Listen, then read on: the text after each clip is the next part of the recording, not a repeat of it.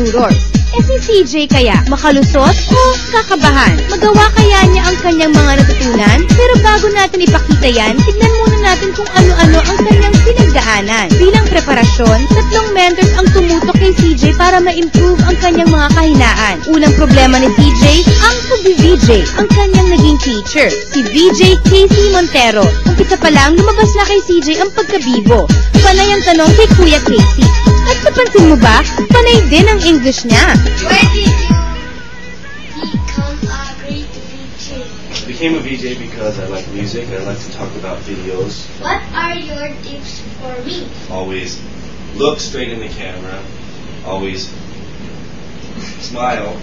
Remember that you're trying to talk to people, and remember to say, check it out! Very attentive naman si CJ, pero parang kulang pa sa confidence. Have confidence in front of the camera.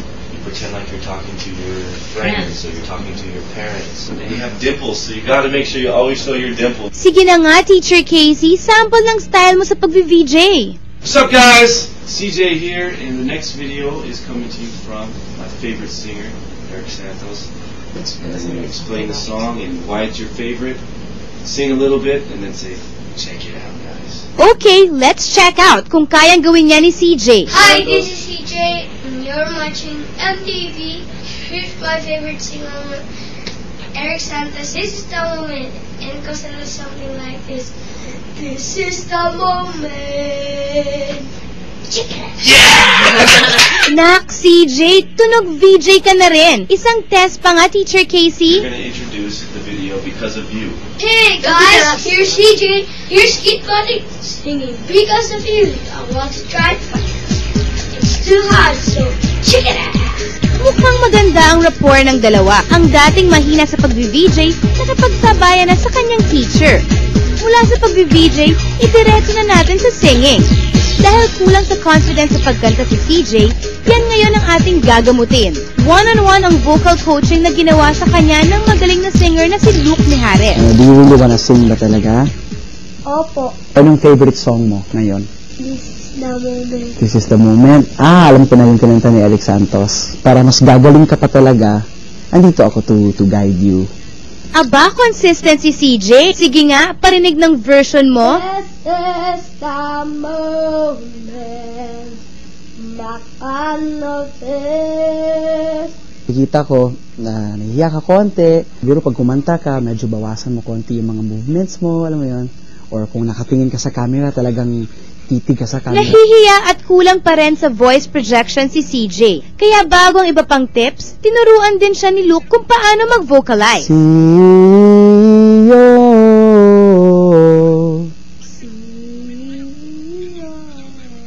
Kumanta galing dito sa diaphragm. Talagang, parang ganon.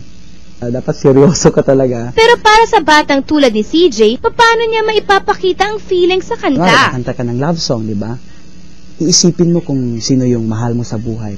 Ma-feel mo yung kanta. Dapat, memorize mo talaga yung lyrics. At heto ang ewan lang natin kung kayang panindigan ni CJ, ah.